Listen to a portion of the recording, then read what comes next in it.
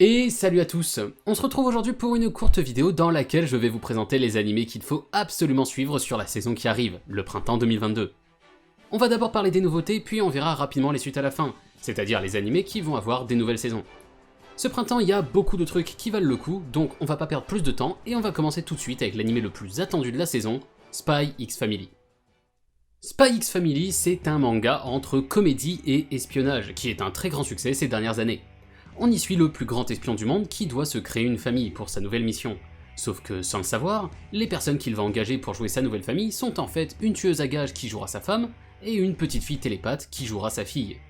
On suivra donc ce trio tenter de passer inaperçu tout en découvrant les vraies valeurs d'une famille unie et aimante. Pour le studio, c'est une collaboration entre Cloverworks et Wit Studio qui va s'en charger. D'ailleurs, on a une vidéo spécialement consacrée à Cloverworks qui devrait sortir la semaine prochaine, donc pensez à vous abonner pour pas rater ça. D'accord, faisons comme ça. Les deux studios sont en ce moment dans une très bonne période, puisqu'ils produisaient respectivement cet hiver Akebi-chan et Sexy Cosplay Doll pour Cloverworks, et Osama Ranking pour Wit, les trois étant parmi les plus grands succès de la saison. On a donc hâte de voir ce que ça donnera pour leur prochaine collab sur un manga si populaire. Pour ce qui est du staff derrière, on retrouve Furuhashi Kazuhiro, un gros nom dans le milieu puisqu'il travaille depuis les années 80 déjà sur des grosses prods comme Urusei Yatsura ou Hunter x Hunter. Et avec lui, ce sera Kazuaki Shimada qui s'occupera du chara-design et prendra le poste de chef de l'animation. Il est un habitué des productions Cloverworks puisque c'est lui qui a fait le chara-design pour The Promised Neverland ou Fate Grand Order Babylonia. On continue avec un autre animé que beaucoup attendent, Kawaii Dake Janai Shikimori-san, qui donnerait en français un truc comme Shikimori n'est pas juste une fille mignonne. Cet animé est aussi adapté d'un manga, et voici le synopsis. Shikimori semble être la petite amie parfaite, mignonne, agréable à vivre et douce quand elle le veut. Cependant, elle a un côté sombre et cool qui se dévoile de temps à autre, et Izumi, son petit ami, adore être là quand ça arrive, car pour lui, c'est ce côté intimidant qui fait tout le charme de sa bien-aimée. Du coup, on est sur un shonen rom-com slice of life qui devrait être assez cool à regarder avec un fort potentiel waifu. Pour le studio, c'est Doga Kobo qui s'en occupe, c'est un studio qui gère plutôt bien les slice of life romance puisqu'ils se sont déjà occupés de très bons animés comme Senpai Gauzai ou encore New Game. C'est d'ailleurs le réalisateur de ces deux séries, Ito Ryota, qui sera aussi à la réalisation sur Shikimori-san, et il en va de même pour la chara-designeuse qui avait aussi travaillé sur les deux auparavant. En gros, on est sur une équipe qui connaît son taf et qui ont l'habitude de travailler ensemble, donc ça annonce que du bon. Ceci étant dit, on peut maintenant continuer dans la romance avec A Couple of Cuckoos ou Kakko no Inazuke en japonais. Encore une fois, c'est une adaptation de manga, et voici le résumé.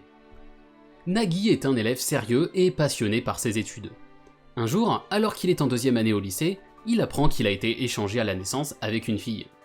Espérant garder leurs enfants biologiques et adoptifs, leurs parents décident qu'ils vont fiancer les deux enfants échangés pour pouvoir rester en famille. C'est un choc pour Nagi qui était déjà amoureux d'une autre fille. Alors là, c'est assez intéressant. Le triangle amoureux entre les deux fiancés par alliance et une autre fille que le héros aimait de base, c'est un truc assez connu maintenant, surtout depuis Nisekoi. Mais l'idée des personnages échangés à la naissance qui vont donc devoir apprendre à chacun découvrir sa belle famille qui est aussi sa famille biologique, ça apporte un twist qui peut être très cool s'il est bien utilisé. Pour les studios, c'est une collaboration entre Shin-Ei Animation, qui est connu entre autres pour l'adaptation de Takagi-san, et Synergy SP, un petit studio qui a notamment fait Taisho Otome Otogibanashi l'année dernière. C'est d'ailleurs le staff de Takagi-san qui revient sur cet animé puisqu'on retrouve le même réalisateur, Hiroaki Akagi, et la même chara-designeuse, Takano Aya. Pour les fans de Takagi, c'est donc un immanquable. Et puisqu'on parlait de Takagi-san à l'instant, on va évidemment enchaîner avec Kunoichi Tsubaki no Mune no Ichi. Kunoichi Tsubaki, c'est à la base un manga qui a été écrit par Yamamoto Soichiro, l'auteur de Takagi-san justement. Voyons de quoi ça parle. Kunoichi Tsubaki vit dans un village de ninjas, composé uniquement de femmes et où une règle est absolue. Il ne faut pas avoir de contact avec les hommes. Tsubaki est la meilleure élève de son école et est chargée de la surveillance du village, mais elle cache un terrible secret. Elle est en réalité très intéressée par les hommes. Mélangeant action et comédie, je suis sûr qu'on tient là une pépite de la saison printemps, surtout que Okuda Yosuke, le chara-designer, a vraiment respecté les designs de l'auteur original, que je trouve absolument fantastique. Pour ce qui est du studio, du coup, c'est un autre animé du studio Cloverworks, qui s'occupe aussi de Spy X Family comme on l'a vu tout à l'heure. À la réalisation, on retrouvera Kakuchi Takudai, qui signe ici son premier animé en tant que réal, puisqu'il ne s'était occupé jusqu'à présent que du storyboarding d'épisodes. À suivre donc ce que ça donnera. On va enchaîner avec un peu d'action pour changer, puisque le prochain animé dont on va parler est un animé de foot, j'ai nommé Aohashi.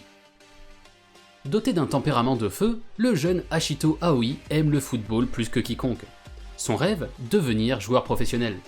Mais ses dons ne lui évitent pas une terrible déconvenue lors d'un match de coupe intercollège. C'est à ce moment précis qu'un mystérieux inconnu l'interpelle et lui propose de prendre son avenir en main. Le destin du garçon qui s'apprête à révolutionner les sommets du football japonais se met alors en route. Voilà. Étant catégorisé comme seinen, Aohashi devrait être un peu plus mature que d'autres animés de foot comme Olive et Tom, et il plaira sûrement aux fans d'animés de sport. En plus, l'animé est fait par Production IG, le studio qui était déjà derrière Haikyuu et Kuroko no Basket, même si le réalisateur, Sato Yu, n'était pas vraiment un habitué de ce genre d'animé. Il faudra voir ce que ça donne, mais il sera en tout cas une bonne façon pour les fans de foot de patienter en attendant le très populaire Blue Lock qui sortira un peu plus tard dans l'année. On continue donc avec un animé qui fera sûrement très plaisir à notre ami Maijodox, le très populaire et attendu Time Shadows, aussi appelé Summertime Rendering. Lorsqu'il apprend que Ushio, son ami d'enfance, est décédé, Shinpei décide de retourner sur son île natale, Itogashima. Là-bas, il se rend vite compte que quelque chose ne tourne pas rond. S'il s'agissait d'une mort accidentelle, pourquoi une autopsie a-t-elle été réalisée? Qu'a bien pu voir Mio, la petite sœur d'Ushio? Mais avant de pouvoir répondre à ces questions, Shinpei et Mio sont assassinés par un double de cette dernière. Et voilà qu'il se réveille à nouveau sur le bateau qui le conduit à Itogashima pour assister à l'enterrement d'Ushio. Bon, on est ici sur du drame mystère surnaturel, avec manifestement une boucle temporelle jusqu'à ce que le héros arrive à résoudre le mystère, une espèce de système qui rappelle Re:Zero. Le studio qui s'en occupe, OLM, est un vieux studio qui produit énormément d'animés, parmi lesquels on retrouve les récents Komi-san mais aussi Hot Taxi, qui est un animé de mystère et a été acclamé comme un des meilleurs animés de l'année 2021. C'est Watanabe Ayumu qui s'occupera de la réalisation, c'est justement lui qui avait réalisé Komi-san, mais aussi des animés très appréciés comme Uchu Kyodai. Ceci étant dit, on retourne sur du slice of life pour les deux derniers animés que je veux vous présenter aujourd'hui, et cette fois on va parler d'un des animés que j'attends personnellement le plus, Haharen-san wa Hakarenai. Reina Haharen, une petite étudiante à la voix faible, est assez mauvaise pour évaluer la distance et l'espace personnel. Parfois elle est à quelques centimètres de votre visage et d'autres fois beaucoup trop loin. Le seul qui essaye de comprendre ses pitreries, c'est Raido Matsuboshi, la personne assise à côté d'elle en classe. Il a un visage menaçant mais en réalité c'est un gentil garçon avec une imagination parfois débordante. Haharen-san wa Hakarenai suit ce duo particulier alors que leur étrange amitié commence à se développer lorsque Raido ramasse la gomme de Haharen, ce qu'elle interprète comme un signe qu'ils sont maintenant meilleurs amis. Du coup vous l'aurez compris, on est ici sur de la comédie romantique, et rien qu'en voyant les chara-design de Yahiro Yuko, je sens que l'humour va être fantastique. Pour info, il s'agit de la personne qui s'occupait déjà des chara-design sur l'anime Kaguya-sama. Quant au réalisateur Makino Tomoe, il avait quant à lui déjà travaillé sur Sakamoto Desuga et Konosuba. Ces trois animés font partie de notre liste des 10 meilleures comédies de tous les temps qu'on avait présentées en vidéo, donc c'est vraiment rassurant de voir des membres de leur staff présents sur celui-ci. Donc pour ceux qui cherchent une bonne comédie ce printemps, je pense que Haharen-san ne devrait pas vous décevoir.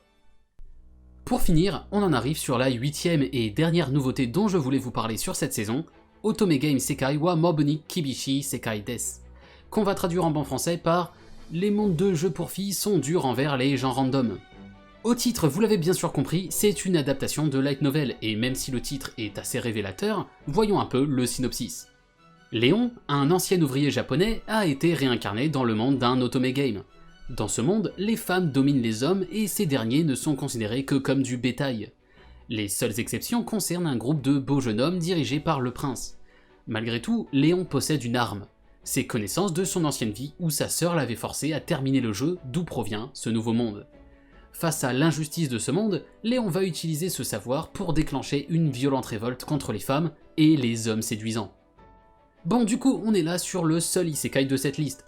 Le scénario est un peu l'inverse de celui qu'on avait dans Otome Game no Hametsu Flag, puisque cette fois ce n'est pas une femme qui se réincarne, mais bien un homme. On retrouve bien sûr les tags romance et comédie, mais aussi action, aventure et même ecchi, ce qui plaira sûrement à certains d'entre vous. Le studio qui s'en occupe, c'est une filiale de Kadokawa du nom de Enji. Ils ont produit que 8 animés, mais on retrouve dans le lot Uzaki-chan et Kumo Desuga, qui avaient pas mal fait parler d'eux à leur sortie. On retrouve d'ailleurs Miura Kazuya, le réalisateur de Uzaki-chan, à la réalisation de ce nouvel Otome Game. Pour celui-là, je peux pas garantir la qualité, mais il mérite au moins que vous lui jetiez un œil. Avant d'en finir avec cette vidéo, je vous rappelle juste qu'on a pas mal de suites qui arrivent, donc on va les citer rapidement. On aura pour commencer la suite de Tate no Yusha avec la saison 2, qui est l'animé le plus attendu de la saison. On aura ensuite la saison 3 de Kaguya-sama qui devrait être fantastique. J'ai déjà lu la suite en manga, je peux vous l'assurer. Des saisons 2 pour Komi-san, Rikei Gakoi, Love Live Nijigasaki, Kaginado, Tiger and Bunny et Bull Divide. Une saison 3 pour Ascendance of a Bookworm et Magi Record, et des saisons 4 pour Date Alive et Kingdom. Voilà, ceci étant dit, on peut maintenant conclure cette vidéo. J'espère qu'elle aura réussi à vous donner envie d'aller voir certains animés, ou qu'au moins elle vous aura appris 2-3 trucs sur les personnes qui travaillent derrière pour les produire. N'hésitez pas à me conseiller des animés dont je n'aurais pas parlé, je n'ai pas la science infuse et à chaque saison je rate 2-3 pépites que je finis par rattraper après qu'on me les ait conseillées. Naturellement, pensez à vous abonner, et je vous dis à la prochaine pour une nouvelle vidéo.